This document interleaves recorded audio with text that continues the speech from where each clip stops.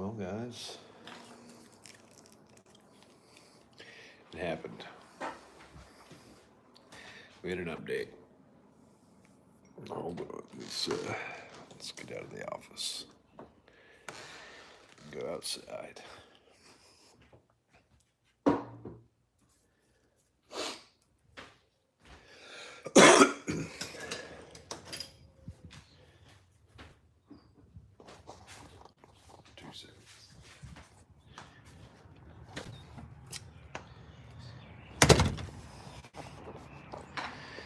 As I suspected, I'd been waiting back all day yesterday to kind of hear more about Trump's G7 meeting, and dudes, that was alarming. You know, they went through this whole spiel of thanking him for being there and saying, United States leadership is very important to this. And then he spends like 5 minutes talking about how he's pissed off that Russia's no longer part of it. Yeah, it used to be the G8. And, I don't know if you guys remember, but then he goes back and starts reciting history incorrectly. Jesus fucking Christ, man.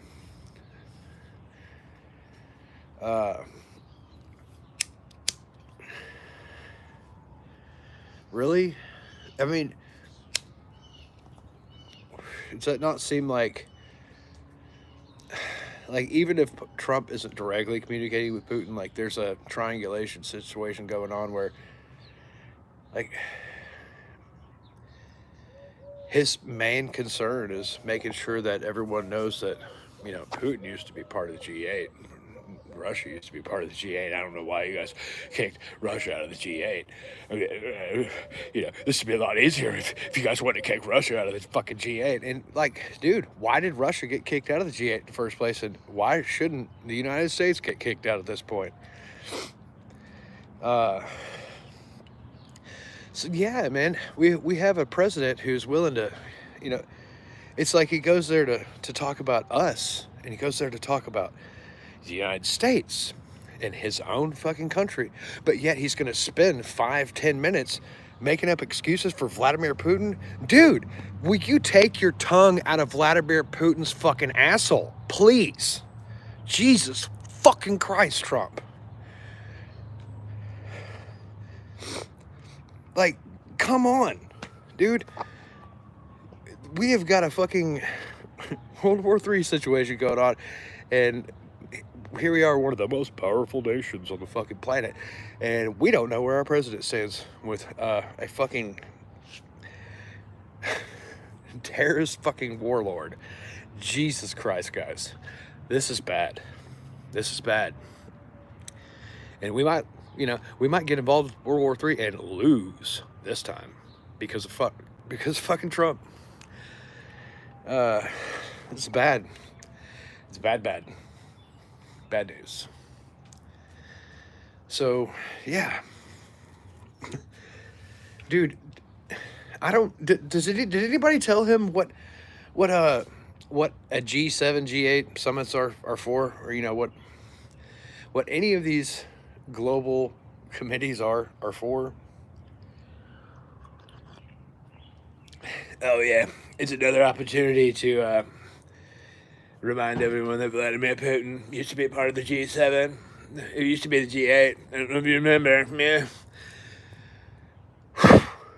Dude, we have our own fucking problems going on with Canada. We've got just so many fucking irons in the fire, and you're going to talk about Putin. Anyway, Muka. Let's see. People are going to show up and talk shit because they're idiots, right? I mean, how dumb do you have to be into this feller here, guys?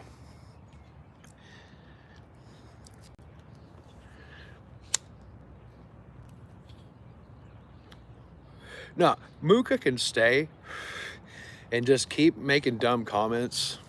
That's fine. we're gonna give you guys a chance to retort here.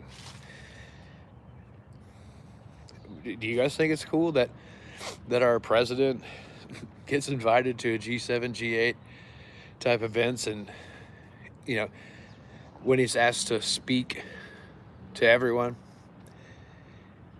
it takes him like a point, I don't know, like 10 seconds into what he's talking about to, I don't know if you guys remember, but it's just G8, and Putin used to be invited, and it's like, dude.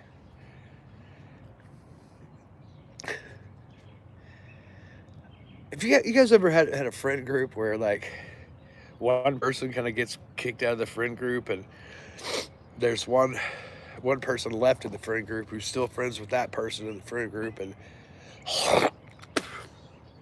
they always show up to remind you, or I don't know, they're always just there to remind you, this would be a lot cooler if Steven was here. I don't fucking know, man. Like, are we sure that Trump graduated high school?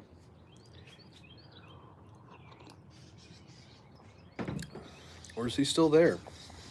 Is he still there? You know, Trump talks about wanting to see Obama's birth certificate a lot. I would like to see his high school diploma. You know what I'm saying? Know what I'm saying? I remember when Trump was running for office, and we were doing analytics on his speech and his education. It's like, it was like, this guy, speaks at the level of a fourth grade student, and we're not even sure he can read. He'll make a fine president. Right?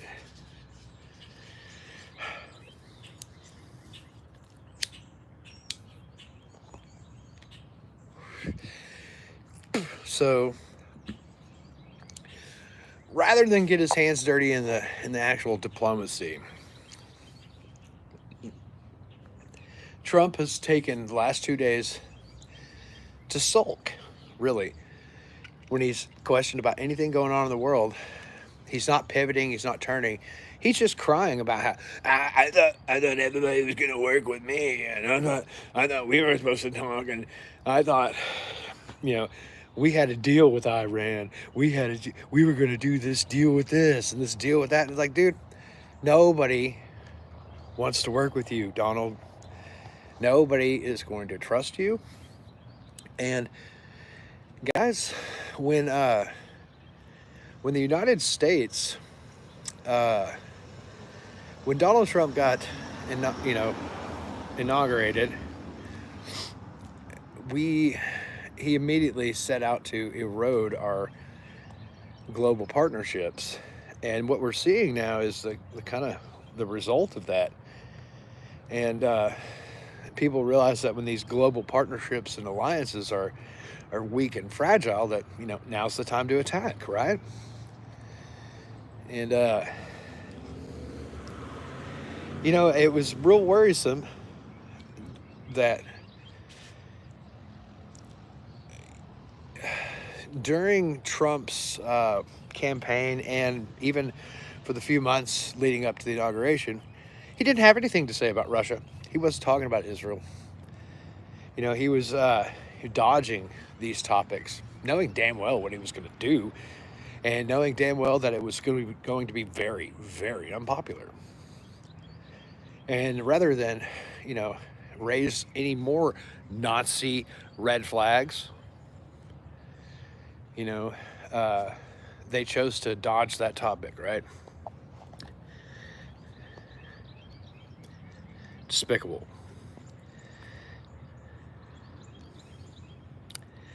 Anyway, there's President Crybaby there. Dude.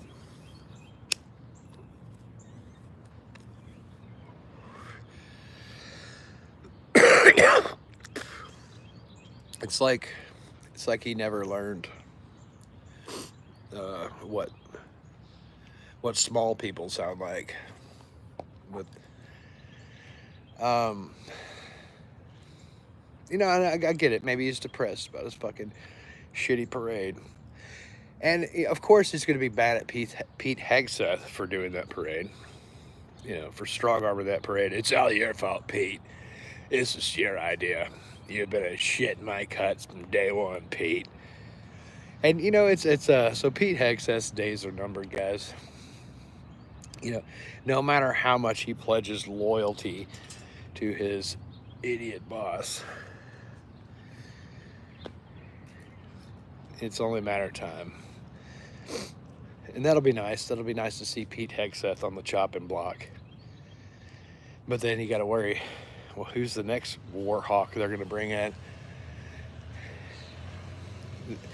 I don't know. There seems to be a long list of Nazi war hawks we can recruit from, I guess. Jesus. Anyway, I've been looking into Alex Karp and Palantir, and apparently they don't mind the criticism. They don't mind being portrayed as the world's big bad boogeyman. But I'm going to propose this. What if there's a massive global initiative to troll the shit out of Alex Karp and their AI algorithms? Think about it. Guys, AI, it might be, you know, the sum of the smartest guy in the room, but it's also pretty gullible and malleable, right? You can't install, I don't know, maybe you can, objective factoids into an AI, can you? You can't. Maybe you can program it and tell it what the truth is, and it'll just, you know, it won't argue with you, maybe. But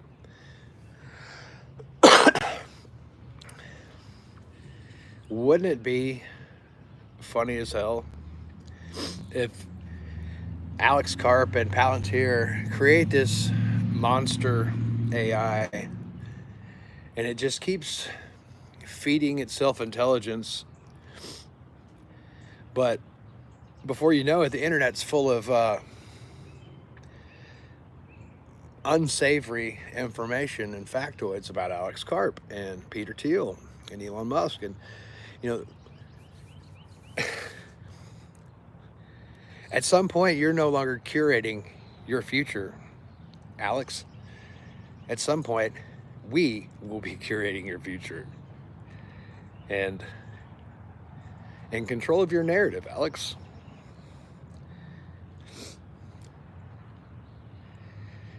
Anyway, I am going to be writing Alex Karp and Peter Thiel's name on bananas. And then I'm going to be putting magical symbols on them, and then I'm going to be throwing them into swamps. You know why? You guys know why we do this? I'll tell you why. Hold on. Let's get to the nitty-gritty of the bananas. Let's see. Yeah. Because this is Clockwork Banana. Bananas are a representative, they symbolize so much more than just a yellow piece of fruit. And they're like a canvas, right? You can etch your dreams and desires on these bananas and then discard them however you choose.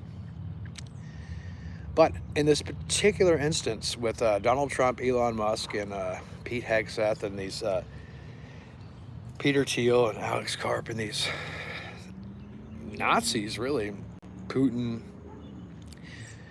is that, you know, it's like sending a prayer saying, Dear universe, if you could, please mildly or greatly inconvenience these fools. Uh, please, God, break your dick off in their ass. Is kind of what it's about. And you'd be amazed. The Lord works in mysterious ways. So,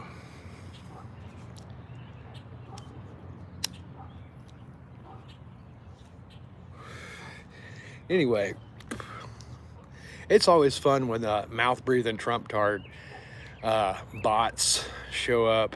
You know, like I guess I just took a big shit in their morning coffee.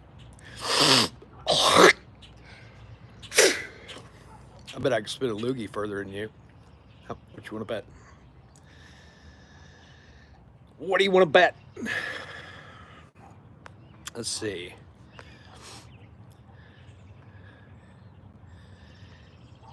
Oh, yeah. It's because y'all are cabbage heads, right? Y'all are all like people who spend most of your time believing Tartarian conspiracy theories and other bullshit that comes from the Russian Orthodox Church and Putin's disinformation teams. Matter of fact, I mean, you got your own president out there parroting Putin disinformation nonstop, and then like his national security advisor doing the same. And you know, Trump, Donald Trump, leaves the G7 summit early after making some like, Putin needs to be here. This used to be the G8 when Putin was here. Why Putin not here? This makes it more difficult without Putin here. Where's my friend Putin? Anyway, I gotta go by. What a fuck. What's the? Oh, wait. What do you got?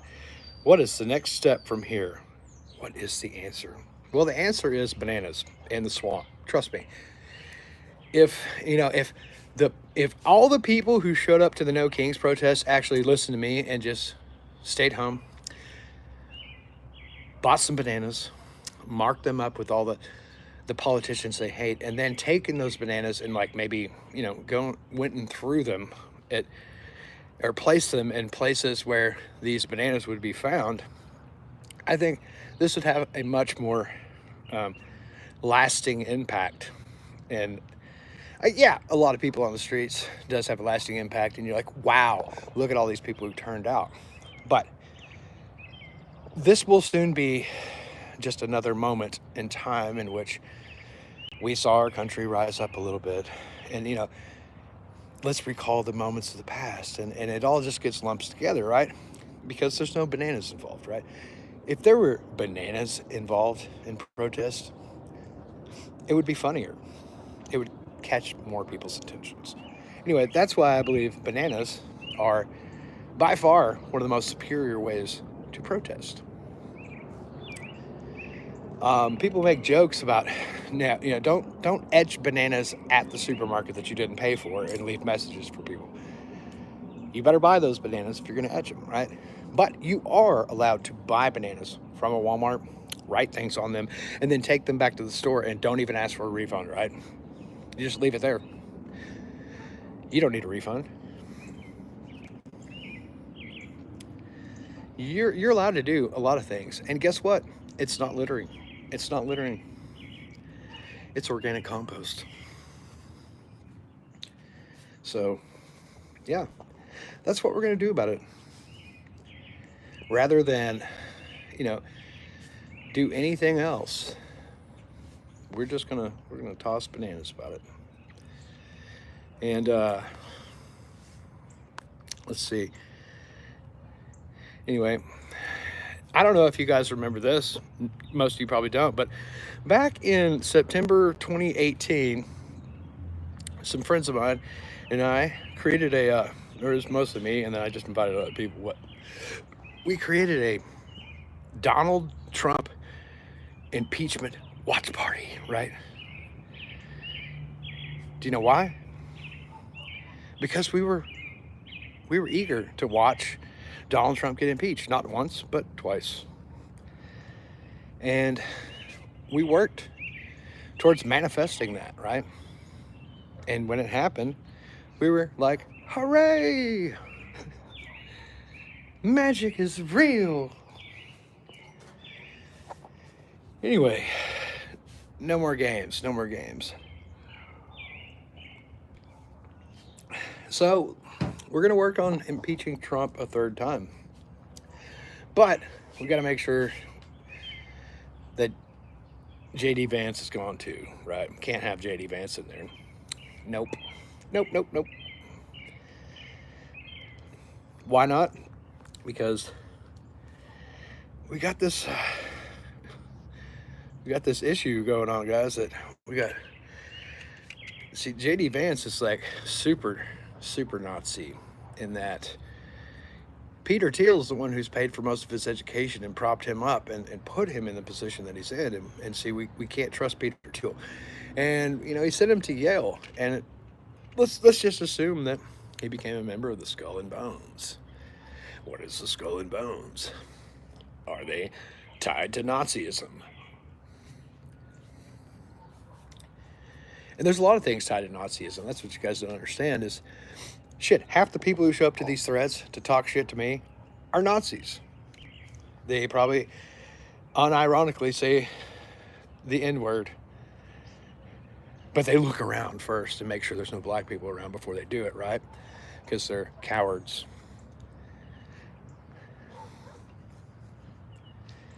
Yep. A bunch of cowards, really. Anyway, look at this Nazi. Okay, Knights of Malta. And I don't know if you guys remember historically, but Knights of Malta were definitely involved with transporting Nazis out of Germany into, safe havens during World War II. So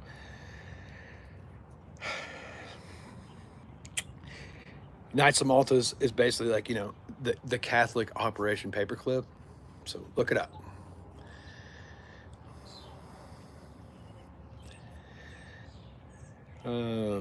Let's see.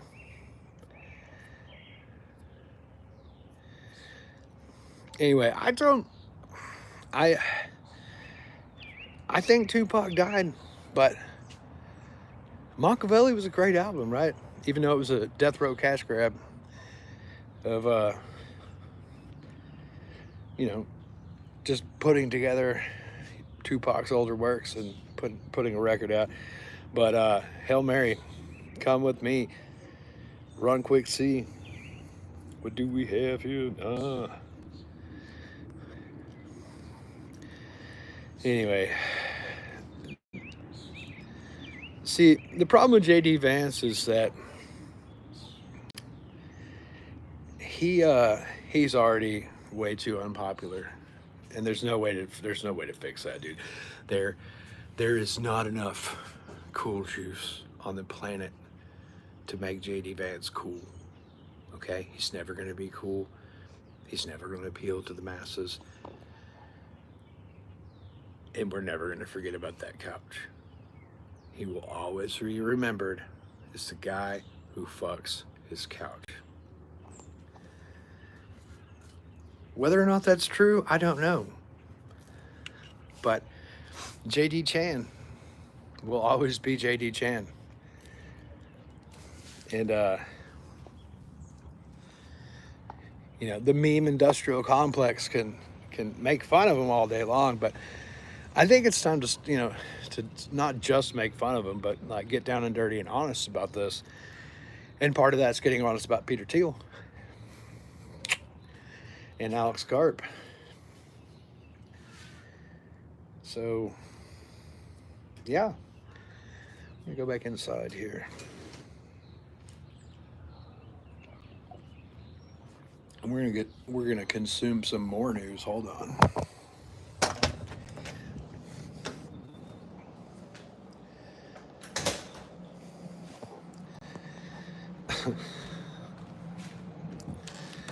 Yeah.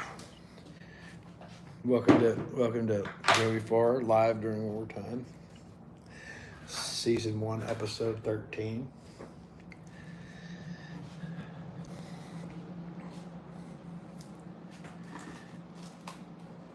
Um, as I was saying over the weekend, that yeah, we're looking to this week to get a better idea of where Putin and Trump stand with Israel, right? Or if they stand with Israel at all, which is starting to look like they don't. So therein lies a problem. Uh, and it seems like the Democratic Party and the Republican Party are pretty fractured when it comes to all sides on who to stand with, Israel or Palestine, and that's by design. It's not an accident. But I want to say that most of the people who are still siding with Palestine, Hamas, Iran are either terrorists who are parroting propaganda, or they're people who just bought Putin's propaganda hook, line, and sinker, right? And if that comes as a shock to you, well, I've got some more news for you about getting psyopsed. And that's what's been happening. But let's listen. Let's listen to this. And you wouldn't have a war right now if Trump were president. Didn't want to have Russia. It used to be the G8, Barack Obama and a person named Trudeau didn't want to have Russia in. Then I would say that was a mistake, because I think you wouldn't have a war right now if you had Russia in. And you wouldn't have a war right now if Trump were president 4 years ago. It didn't work out that way, but it used to be the G8, and now it's, I guess, what's that, 8 years ago, it switched. They threw Russia out, which I claimed was a very big mistake, even though I wasn't in politics and I was very loud about it. It was a mistake in that you spend so much time talking about Russia, and he's no longer at the table, so it makes life more complicated. But you wouldn't have had the war. Other than that, I think we're going to accomplish a lot, and I expect to. And I think our primary focus will be trade and trade. So the dude, Donald Trump, your president, our president, after sitting there listening to somebody say very kind things, congratulatory things, and talk about how United States and our leadership is crucial, rather than lobbing into sticking to the topic about the United States and why we are crucial. No, he uses it as an opportunity to like throw some Putin salt on a non-existent wound. Okay, I guess Putin is upset about being kicked out of the G8.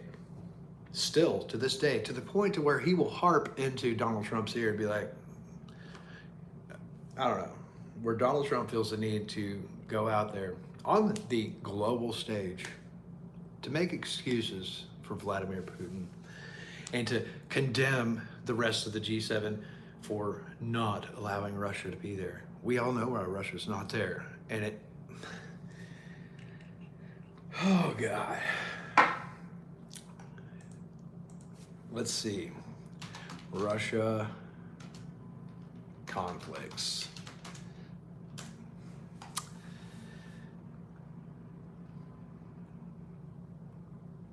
Where what was the conflict that got Russia kicked out of the G8, guys? Do you remember? Do you remember?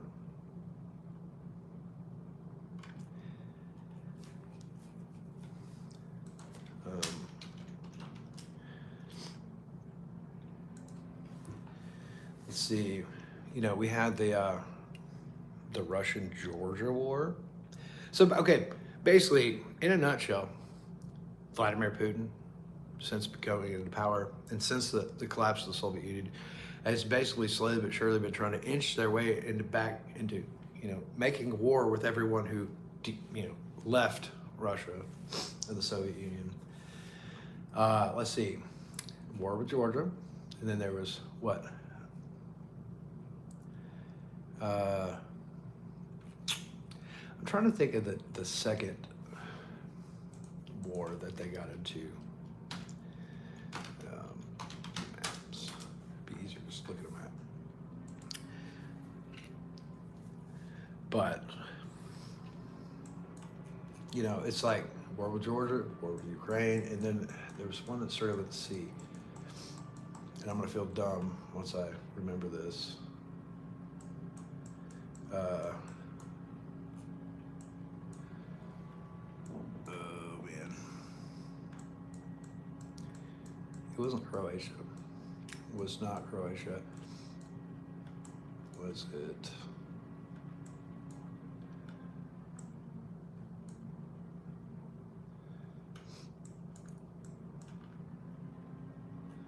Well, daggum. There's Ukraine.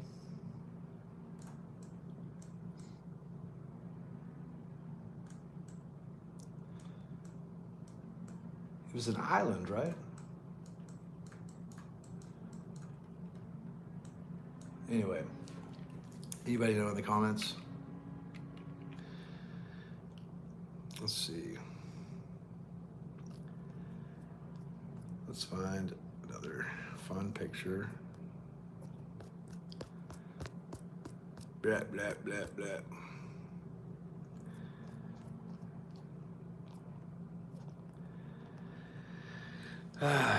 Mayor McCheese. Let's see. Lawrence Polo.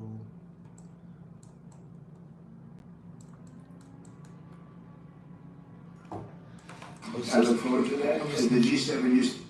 I'm looking for just a concise list of Russian conflicts for the last 20 years. Conflicts. List of wars involving Russia. Let's see.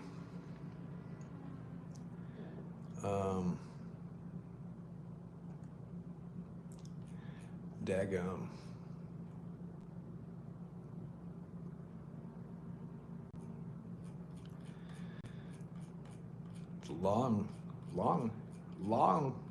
Long history here, guys.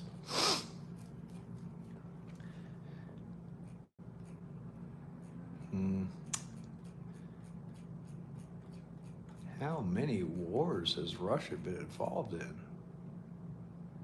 Russia's been doing war since before the United States existed.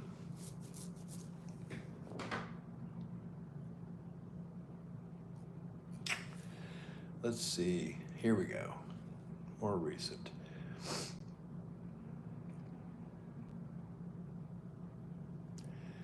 Yeah, there was Chechnya.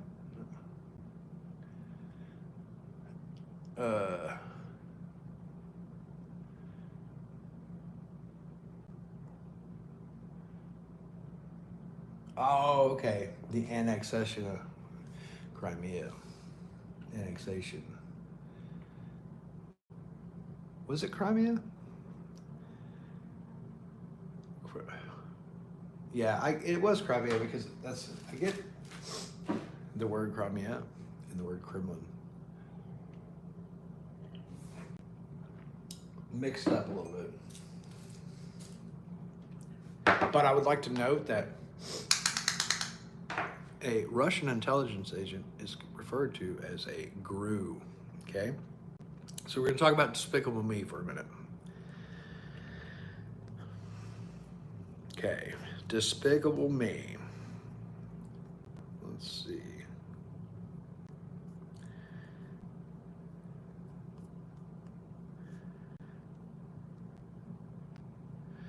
We've got Trump, Putin, and some minions here. I don't know if you guys can see the minions, but anyway. The main character in Despicable Me is GRU, GRU. And if you look up GRU, GRU is an acronym for, a GRU, Russian Federation. I don't know if main, yeah, flag of the GU. I don't know. I don't really know how the acronym works with the Russian language, but it's very weird that Despicable Me has a main character named Groot, and he has like a Russian, Eastern European accent. He's got all the minions. The minions love bananas, and when you understand like banana global trade, fruits, UFC, and to understand this, you got to stop thinking the way you've been thinking. You got to think like a spy, okay? You got to think like there's a governance that is above the United States, that's above Russia, that's above everything, right? And it's these spies, these clandestine spies who work for the highest bidder. They're mercenaries, right? And they could be Serbian, they could be American, they could be Chinese, it could be anybody, and they could work for the highest bidder. It doesn't really matter. Most of the time they work for their own nations and try to be somewhat patriotic, but really they don't have to be. And so, and most of them, they don't exist, right? Like, the higher up the intelligence chain goes and the more private contracted things go, the less things actually exist. And hold on. I'm gonna give you an example.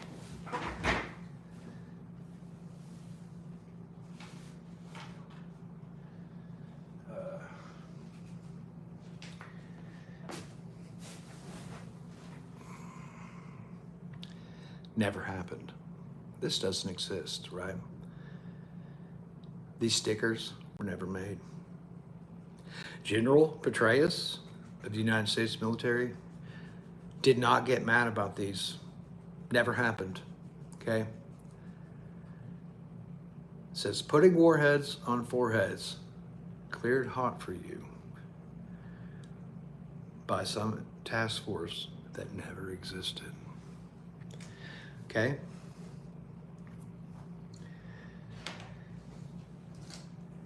Plausible deniability, right?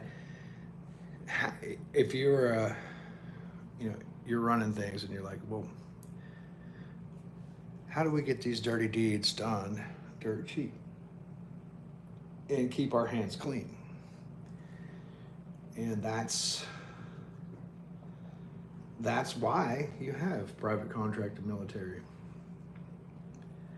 See, Syria, Lebanon, places like that, before any of these wars and conflicts happened, you had teams of clandestine ops that were in there spreading disinformation, counterintelligence, and doing recon work and gathering intelligence. And basically undercover, getting to know the people and the ways in which they could psyops them. And once you stir up the civil unrest and then it breaks out, then you accelerate it. And then once it becomes accelerated, it becomes unstable and renders that nation's own government incapable of handling the conflict. So you've got to call in for help, right? You've got to call the National Guard. You got to call whatever you got, right? Or if you're some other country, you might have to call the UN or call somebody like it, because you've got a humanitarian crisis at that point. And so with that humanitarian crisis comes some quips and some videos, some footage and things that when showed to you and me back here in America or somewhere else, it'll pull our heartstrings, right? We'll be like, this can't be happening. And they won't tell us how much time they put into to making that conflict happen in the first place, to get that soundbite or that video clip of horrendous things happening, or to piss people off enough to where they start kidnapping and beheading people, and then they broadcast that on the fucking news and like, oh God, we gotta fucking do something about it, right? Manufactured crises. And then when it comes to finding out, well, why are these people so mad? Well, we never actually found out the truth. And the reason they're so mad is because there's this, there's been people for several months or maybe years showing up to their country and meddling in their local affairs. But why? Why do we keep targeting these specific nations and stirring up conflicts? And it has to do with, are they compliant with the global banking sector? And like when people are like, Israel, Palestine, Israel, Palestine, Israel, Palestine, like, dude, Palestine is not part of the global banking sector, okay? Israel is. And that's what people need to understand, is that regardless of how they feel religiously, politically, or whatever, Palestine does not bring the money to the global economy the way Israel does. So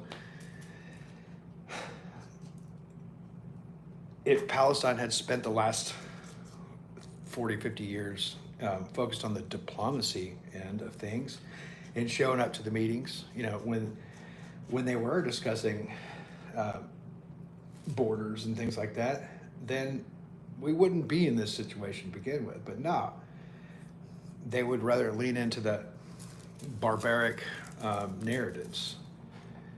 And I hate to say it, guys, there's a reason why Nazis and Muslims get along so well. And it's not because they love each other. It's because they have a common enemy. So personally, I, say what you will about me in this, but when it comes to radical Islamic people and it comes to neo-Nazi Muslim people or neo-Nazi people, like, I don't see a whole lot of difference. I don't. I just see a bunch of people who hate Jews. That's it.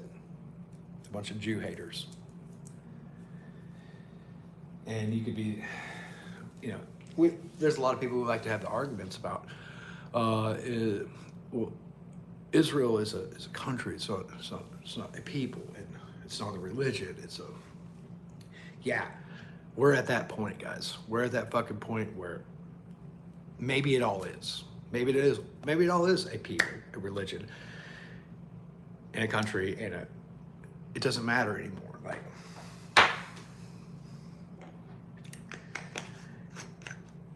that none of that matters. What actually matters is that they're part of the global economic sectors, right? We can fight all day long and say what matters about religion, ideology, politics, blah, blah, blah, but at the end of the day, this is about money and power. And the leaders in Palestine had swallowed a different ideological pill that didn't involve the global banking cartel. Had they let them build Walmart supercenters in Gaza and Tel Aviv and in Jerusalem, this would be a different story, right? If they would have just let us build some McDonald's, Taco Bells, and all that stuff and bring all the Western capitalism to them, maybe we wouldn't have this problem, right? No, I'm being sarcastic. Save money, live better. Again, sarcasm. But yeah, that's a problem, guys. It's a problem. At the end of the day, it's ruthless capitalist versus the rest of us.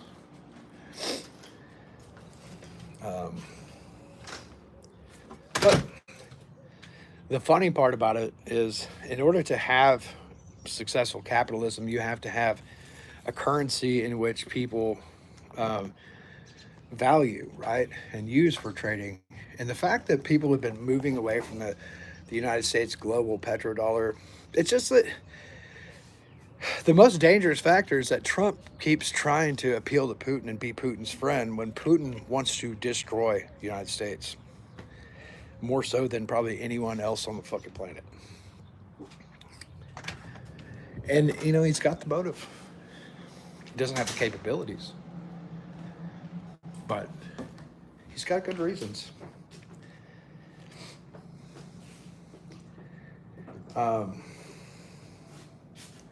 Ba-da-ba-ba-ba. We're shoving it. Gotta get my tripod so I can go hands-free. But I'm gonna get out there and I'm gonna keep harping on this. I'm gonna keep harping on this Putin thing. Keep talking about the one thing that nobody else is talking about. I'm gonna talk about the elephant in the room, and that is Trump and Putin's bromance. That is how Trump is beholden to Russian interests, and that is how Ivanka Trump is likely his Russian handler. Okay? Plain and simple. Ivanka Trump, or Melania Trump, excuse me, is Donald Trump's handler. Don't believe me? Pay attention. The way she rolls her eyes and comments, and I don't know, just something tells me that Melania is Trump's Russian handler. Let me know in the comments how you feel about that. Do you think Melania is a powerful Russian witch / handler for her husband? You know, let's put aside the fact that she was a prostitute, and let's just talk about, you know, Russian Orthodox Church and eonic sex magic, right? And let's just say that Melania is a talented occultist, talented witch, who places protection over a Russian asset. And is doing an amazing job. I mean, look at it. She got her husband elected twice. Like, somehow she put this spell on everyone else, a glamour spell, to where the world doesn't see Trump the way he actually is. They see whatever, you know, Trump tries to project to them about himself. And it's like, y'all get so fucking lost in the Trump sauce. Yeah, I've got plenty of proof. But Johnny Be Good. Like, dude, can you guys just spend just a little bit more time making your YouTube socks that you use just to go around and talk shit to people who, you know, you might be afraid of? I mean, here I am right here using my own face and my own name to say the things I'm saying. And yet you cowards, Johnny Be Good. Like, dude, can you not come up with a better sock name? And add a picture to it. Like, just try a little harder.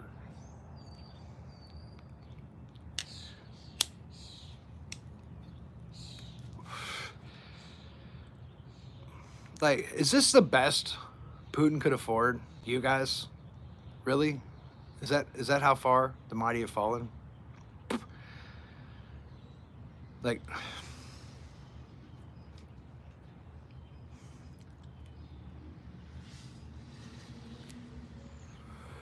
Johnny Be Good is a good name. No, it's not. I mean, it says good. Answer what question? Random pie player? Like, I'm not here to answer your fucking questions. How about that?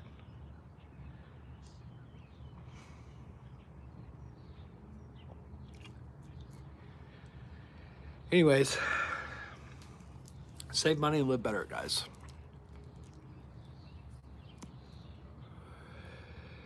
I'm amazed with people who show up to these threads and they ask a question that I never read in the first place, and then they just keep calling me, answer the fucking question. What question? And another thing is, as soon as this live video ends, I can't see any of your comments. I don't even know where they went. Poof. So I'm glad you showed up to, to get mad at me. What am I here for? Well, this is Joey Farr, live during wartime, season 1, episode 13. And this is where I drink coffee, smoke cigarettes, and speak my mind. If that bothers you, get the fuck out of here, dude. Like, nobody's giving you here. Or, no, better yet, screen cap this entire thing, right?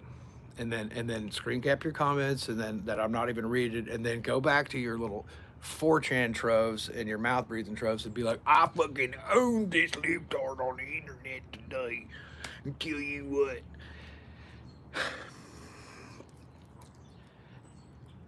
Anyway, I'll mud wrestle any of you, and I'll win.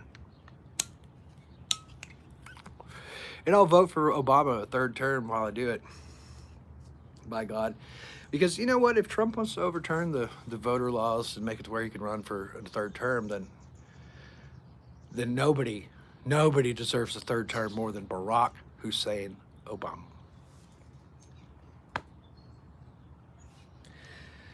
I pledge allegiance to Barack Hussein Obama.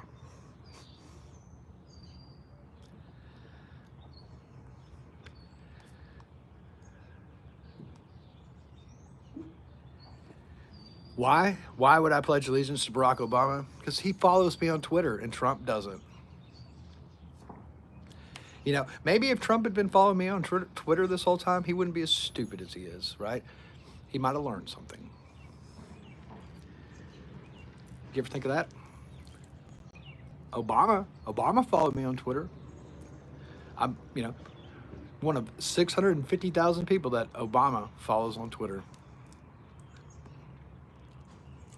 What about you?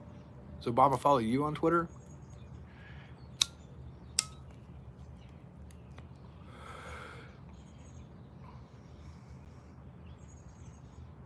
I'm trying to read the comments, but I can't keep up, guys. Anyway, yeah. There's a reason why we keep using these photographs like this, because it does bring all the Trump supporter. This is a good milkshake, right? This is a good milkshake. Brings all the Trump supporter boys to the art. Anyway, this is a real image of Donald Trump. It's not AI. That's real.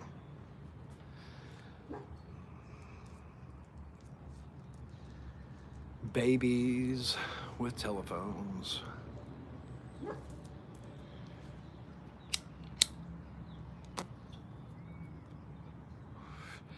Every time Trump speaks lately, he sounds like a toddler who needs a nap, especially at this G7 summit. Well, yeah, thanks for having me here. This used to be the G8. Putin used to be invited, but he's not invited anymore. Where's my friend Putin? Ew. I don't know. Maybe Putin and Trump have like a Masonic brotherhood bond, and maybe they've kissed each other's anus. You never know. Maybe they were at a Diddy party together. Maybe Russia has its own versions of Diddy parties that Trump has been invited to several times. There's no way to tell, guys. They're never gonna let us know. They're never gonna tell us the truth about Trump and Diddy. But I'm gonna tell you the truth about Trump and Diddy. You just wait. We're gonna get to the bottom. We're gonna get to the bottom of this. Anyway, that's not Bill Clinton. That's not Barack Obama. That's not Bernie Sanders. And that's not King Griffey Jr., okay?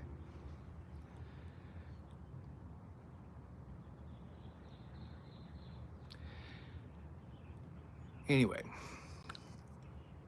we're just gonna leave that picture up for a minute, unless you guys tell me what this means. Tell me what this means.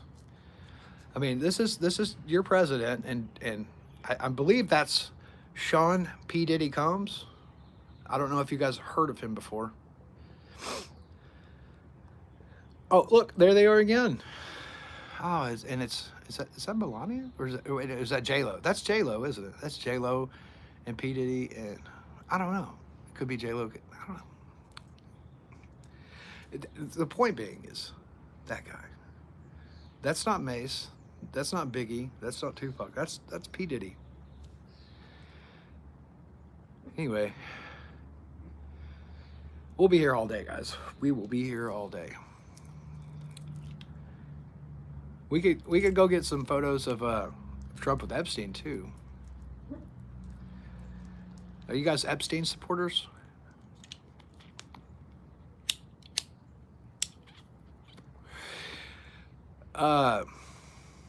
Power bottom.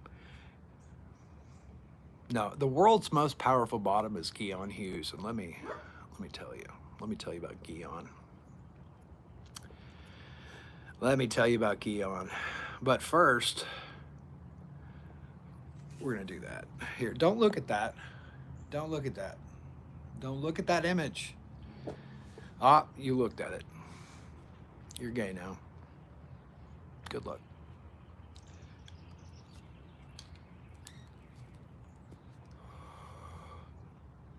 Oh, gaslight me harder. Tell me how Diddy wasn't a Trump supporter.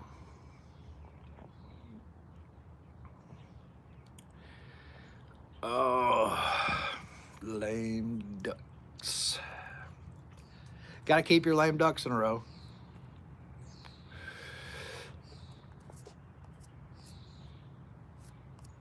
Let's see.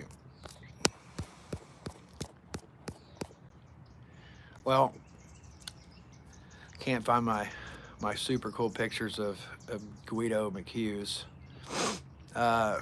Anyway, here's Vladimir Putin seen outside of a J.C. Penney's protesting Donald Trump. It happened.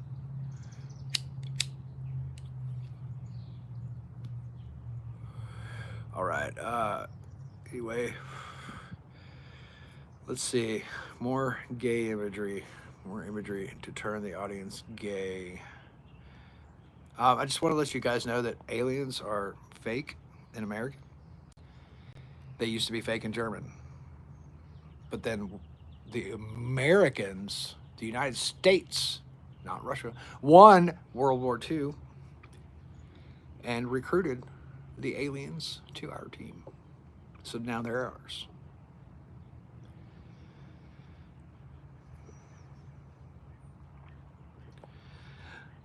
More imagery from the grandiose birthday parade. I mean, what a turnout, guys! What a fucking turnout that parade had. Was that not the coolest parade you've ever seen?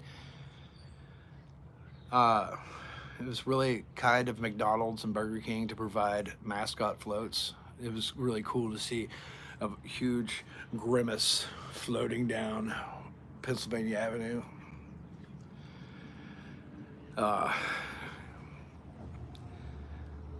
Hide your purse, hide your kids, hide your wife. Hamburglar is coming. Anyway, it's really, it all boils down to the American dream, guys. And the American dream is represented right here. You see this? You can see this every time you go to the grocery store. You see a pyramid of cheap, plentiful bananas. And it reminds us that the American dream is alive and well. And what happens? What happens if they're not cheap anymore? What happens if bananas go up, 8, 10, 20, 30%? What's the tariff on bananas? Generally 10%. Walmart's already marked the price up 8. What happens? What happens, guys? What happens? Does Trump know what happens? Does Trump even know where bananas come from? I don't think so. I don't think so. Uh, anyway, bananas, bananas. Hold on. We got more bananas coming at you. Uh, but in spite of what you guys may consider, I do support Israel. I don't support Netanyahu per se, but I do support their position. You know, they have every right to defend themselves and to go after those responsible for the October 7th attacks. And if you disagree with that, then you disagree with the United States, because if that happened on our soil, do you think we would just, let it happen, let it go? Free Palestine? No, it's not free. It will never be free. Matter of fact, Palestine probably won't exist after all this is over, said and done with. And you guys can cry about it all you want. But when you have a state that harbors and embeds and funds Islamic terrorism and does what they did, they don't have a lot of negotiating power when it comes to the future. So, maybe they should have been a little more diplomatic to begin with. Maybe they should have showed up to all those meetings. And yeah, it was pretty fucked up how Israel kept doing further and further land grabs, moving more and more people out of their homes. But they were doing it by the book. They were doing it through diplomacy.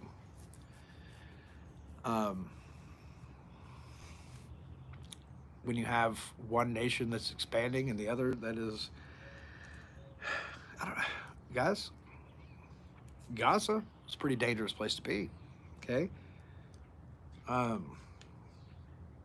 For the last 20, 30 years, it feels like we've had this imminent fear that any day now, Iran's going to get a nuke and destroy Israel, right? And we have this situation where China and Russia is telling its citizens to evacuate Israel, and the United States and other people are telling everyone to evacuate Tehran and Iran. So we could be moving towards a situation where neither country is habitable for quite some time if things continue to escalate, especially if we have nuclear warfare.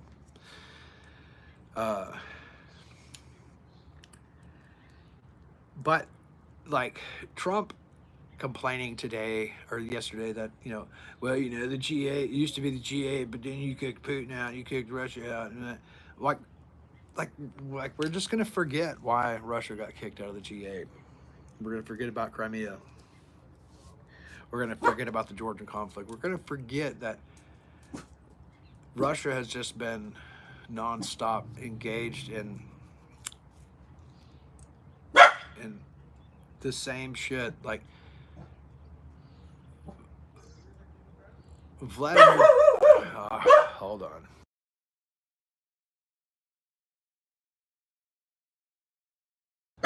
We're gonna put the dog in. Come on. Thank you.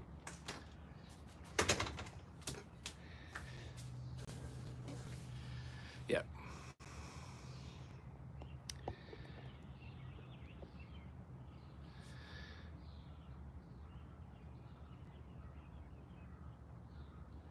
I appreciate you guys who are showing up to say nice things and show support, because it's not everyone. I realize that a lot of things what I'm saying are going to piss a lot of people off and be controversial, and it's going to go against the grain of whatever echo chamber you fell under. If you're left, right, up, down, it doesn't matter.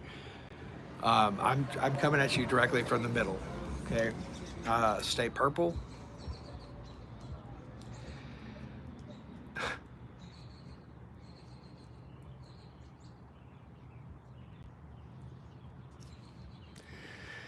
Love the testicle grab. Yeah. I was afraid my wiener was going to pop out of my shorts, so might have to delete that video. Yeah, it was a testicle grab. I was making sure, not stuff made up by AI. That's true. I didn't get any of these ideas from the AI. Unlike Alex Karp and Peter Thiel. Guys, Peter Thiel and Alex Karp are they might as well be like Sam Bankman-Fried, right? Alex Karp and Sam Bankman-Fried are like the same person. Let me know in the comments if you agree with that or disagree. I could go off about Sam Bankman-Fried if you guys want me to.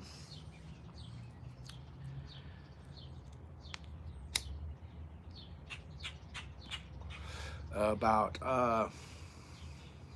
the FTX debacle and about liquidity wars, about an agenda to overthrow the global economy using blockchain technology. But hey, it does play into Trump, right? How many idiots that show up to this thread are also investors in a worthless shitcoin known as the official Trump coin? Like, and let's talk about the Ponzi-nomics of the Trump coin, dude. Only 20% of the circulating supply of the Trump coin is out there. And so you've got a real easy way to pump and to move those needles. And even if there is a white paper that delegates the supply of the Trump coin to increase over a certain period of time, of course, X amount is going to be delegated to VCs and things. And of course, Trump and that team is probably going to have an algorithmic sales thing going on where, like, let's say, depending on a price, we are going to forward, we're going to have a forwarding address for all fees earned through the developer liquidity pools that's going to slowly but surely sell off all Trump coins back for more cash, right? And this is going to algorithmically keep the price in check, right? But really, it's just Ponzi-nomics where you guys keep buying in, you buy in, and the token price pumps, and then they have a little more money to scrape off the top. Slowly but surely, as the staking delegates these tokens to the VCs and shareholders. And when you talk to crypto people about this, they're like, it's Trump's legacy, dude. There will be no Trump legacy. 100 years from now, people will remember Donald Trump much like they remember Adolf Hitler. Because the winners decide history. And Donald Trump's not going to win.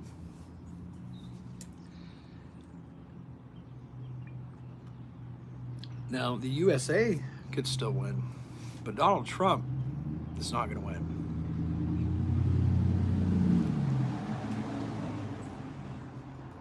Luckily, we still have time to impeach him and find somebody else.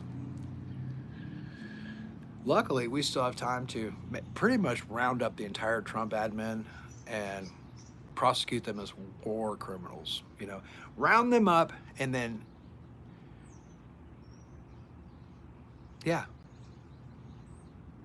prosecute them, war criminals, as criminals. Like, dude has more felonies than everyone in this chat right now. Donald Trump has more felonies than there are viewers of this fucking live stream.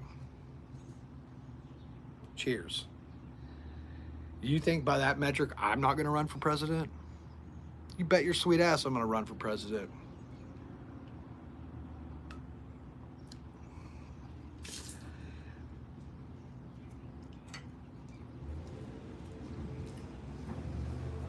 I'm going to run for something. I'm going to run for mayor, governor, senator, Congress. I don't give a shit. I'm gonna run for something. No more fucks. I already asked my wife for permission. She's like, yeah, you go ahead. I'm like, do I have permission to just go be a jackass on the internet? She's like, yeah, you go for it. I'm like, cool, I can monetize this. You know, maybe I can stop doing my other job. But that includes running for president, right? Being a jackass on the internet can extend all the way to running for president. So let me know what you guys think. You know, if you want to throw some money behind my campaign, we could go for 2028, but really 2032 is a better, more realistic goal, right? Because that means I've got, like, you know, a few years to shave and stop picking my nose in public, right?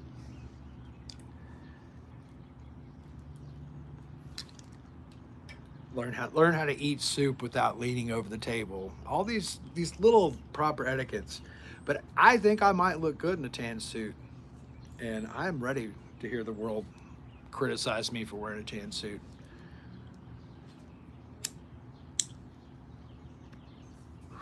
You know why they criticized Barack Obama for wearing a tan suit? Because they didn't have anything else to talk about. Because he was terrible at pissing everybody off. You know, and that's what you want in a president, right? I understood every word that ever came out of that dude's mouth, and there was context behind it, right? When Barack Obama spoke, like, you had no trouble understanding him or where he's coming from. You might not agree with everything he's saying, but yeah, it didn't sound like a petulant child either. He didn't sound like uh, somebody who was upset that his buddy Vladimir Putin was kicked out of the G8. You know, this party would have been cooler if Putin would have been here, but Putin's not here, guys. Why is Putin not here? Putin's my friend. What a fucking crybaby, dude. Anyway, let's see. You know, it's funny when Republicans show up and call me a crybaby when, like, literally the birthday boy is. Hold on. I've got some photos of birthday boy crying at his own fucking parade. Is he crying? Or is he sleeping? Is his eyes open? What? He looks concerned. I don't know. You guys can go find the footage.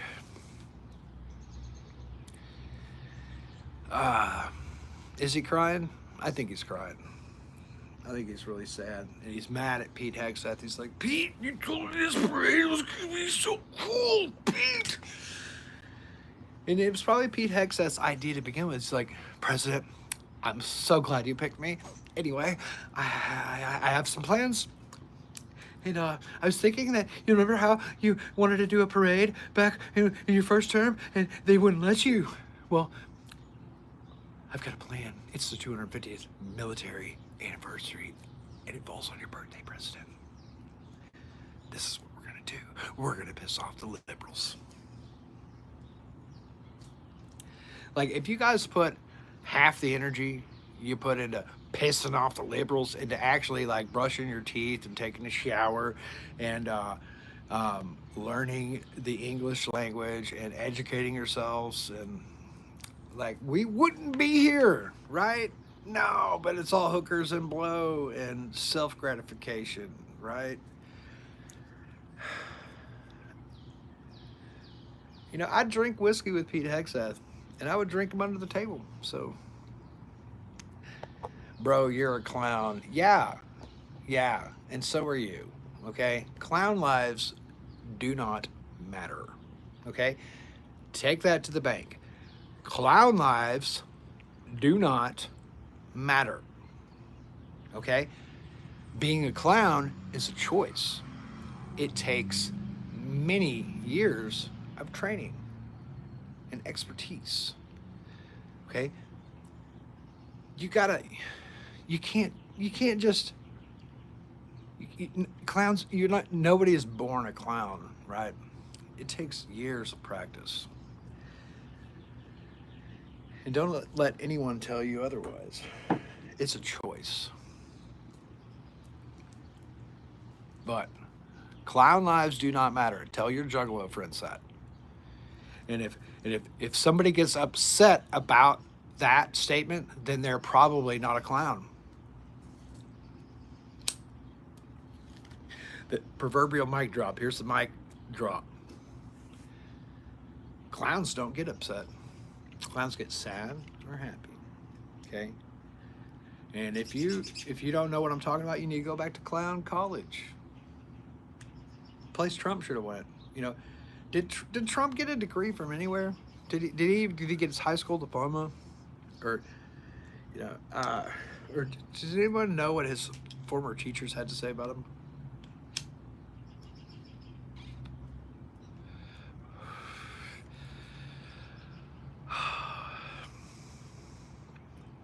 You know, the thing about you you guys with your right wing socks on YouTube, and you just keep typing comments, and me, I don't care. Like, thanks for driving more users to this content.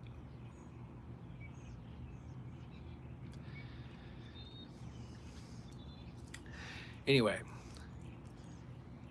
back to clown college with a lot of you.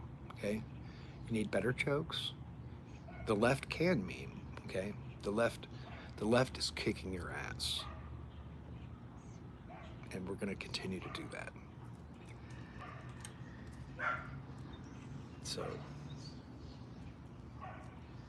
anyway, we're going to talk about Walmart and Tyson. And did you guys know that there are no two companies that are more best friends than Walmart and Tyson? And basically, most of the meat you eat is coming from Tyson, one way or another.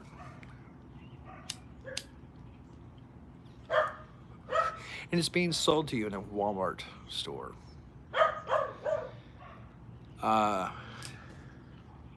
And if it's not, if that's not the case where you're at, just wait. Give it time. Give it time. And then next thing you know, you'll be like, look, honey, they built a new Walmart neighborhood market. I thought they were never going to let any Walmart build in our town, but here it is. Here's a Walmart. Let's go shop there.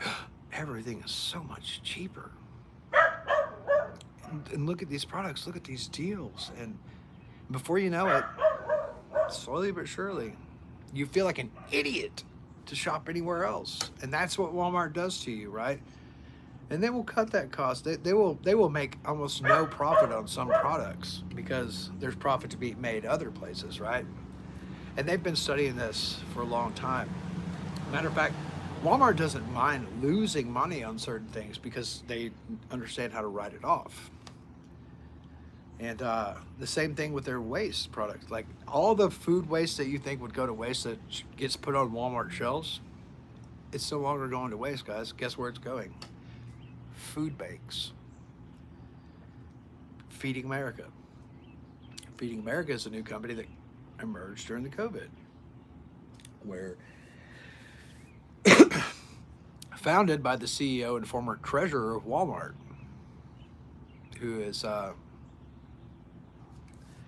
found a way to cut that waste and to find Walmart some sort of reimbursement for things not being sold by making sure that they get to the food banks and get distributed out to people in need. However, it doesn't do a whole lot to combat the problem that created that system in the first place, right? And that's capitalism. And if you had converted all of your dollars into Walmart stocks and then did a dividend reimbursement, rebuying, buy back in, dividend reinvestment plans, you'd be a millionaire, and so would I, and we'd all be millionaires, right? Matter of fact, if you went to work at Walmart as a cart boy in the late 80s or the 90s and you just kept working there and you did into the stock buy-in programs, you could have worked for minimum wage then, and you'd be sitting on several multi-million dollars worth of Walmart stocks and portfolio that you could take as S block loans out on, right? Because banks love Walmart stock. They will surely take S block loans on Walmart stock because it's going to be really tough to devalue that company. No matter what Trump supporters think, uh, because something Trump supporters didn't anticipate was Walmart has their own military. Walmart has their own intelligence, their own security, and their own PR teams that are far more powerful than I think people realize. And people think that Walmart and Amazon are big time competitors, and that's not the case. As a matter of fact, I'm pretty sure they partnered up in recent times. And I'll give you an example. The other day, I ordered I think it was a guitar part, right? It was like a guitar toolkit, um, or something like that. But anyway, I order from Walmart.com, and then I look at the tracking. And they're like, "Oh, it'll be there on a Tuesday or Wednesday or something like that." And then it shows up the next day in an Amazon bag, like an Amazon Prime bag, and I'm like, okay, this is something I ordered from Walmart in an Amazon bag. And then Amazon lets Walmart know that that product was shipped because what they've done is they've merged their distribution centers. And like you have these huge warehouses that can fulfill orders for Amazon or Walmart. And you have millions and millions of products being stocked on these distribution centers, and they're buying more and more land to build more and more distribution centers. Where the partnership merged and came from with Walmart and Amazon came from JB Hunt Trucking. Okay, JB Hunt Trucking is a big trucking industry here in Arkansas, and when Amazon was looking for warehouse and distribution deals around here, they were coming up against some resistance in finding the right land, the right place to build, and it's the same reason why there are no Costco in Arkansas, right? Because we have Sam's Club, and Walmart money and lobbyists will make sure that we never get a Costco. We might get one eventually, just like we're going to get a Whole Foods, and we'll get other things that aren't necessarily owned by Walmart that are competitive. But at the end of the day, look at BlackRock and look at how much Walmart, Target, Amazon, and all those companies that BlackRock owns. And so everything you're buying and selling, everything we get is coming from BlackRock one way or another. And that's what people don't understand. Even that would-be Trump assassin came from BlackRock. And a lot of the people who you saw in the news over the past few years came from BlackRock.